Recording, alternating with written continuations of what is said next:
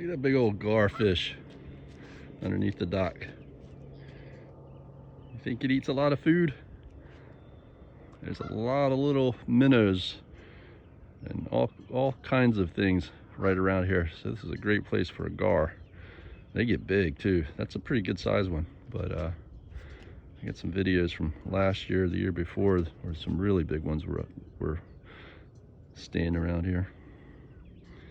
But look how still it is. It's just sitting there, motionless, waiting for something to swim by that it can gobble up.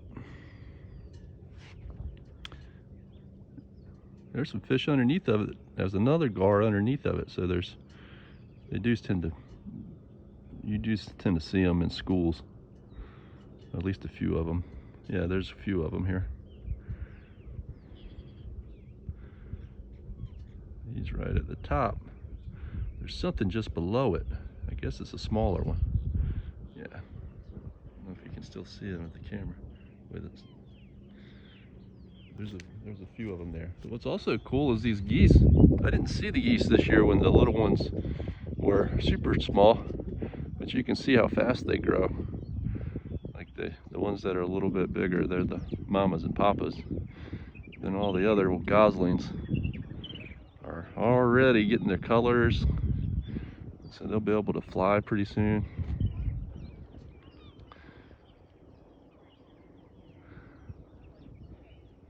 Most of the geese go north, but these geese, I guess, stay here year round. Or they came from further south and stopped here and just said, we're not going to Canada. But those are Canadian geese. There's another goose that looks very similar, I believe. I used to just think it was one type, but I think there's another one, maybe just a different, I don't know. I'll have to look this up again. But I remember I was surprised by something about another goose that looked very similar to the Canadian geese. I never knew about them before. I think I'll look that up this winter. We just always call these Canadian geese, which I'm pretty certain that's what these are, Canadian geese. That didn't go to Canada. You're supposed to be in Canada right now. Of course, there's all the smoke is kind of like being in Canada. The haze that's in the sky is the smoke from the wildfires in Canada. How are you going to grow up to be, little goose? A goose, of course. I'm going to grow up to be a goose. Little gosling. Yep. Oh, there's some more of them over here. But anyhow, these little beautiful little things in the morning, the animals, and the fresh air and the sunlight. That's a lot about what life's about. It's just being able to appreciate it all, being thankful that you get to see it and experience it, and that's a very calming effect on our brains. You just remember to learn that you can grow up from a gosling to a goose in the way that your heart takes you, and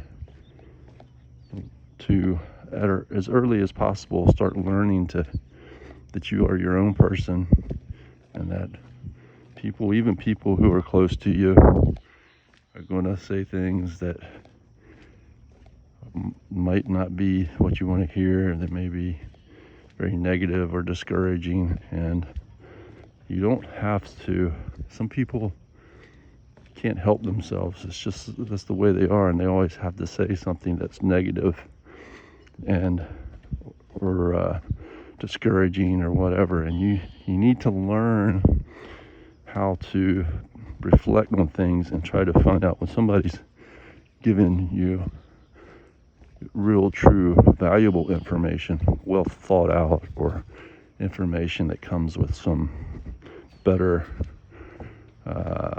logic behind it than just some sort of negativity, or even to a lesser extent, but just positivity. But it's better to just kind of have have a neutral or a positive, optimistic idea about things. Because the reason I think that is because just having motivation is very, very important. But anyhow, I love you.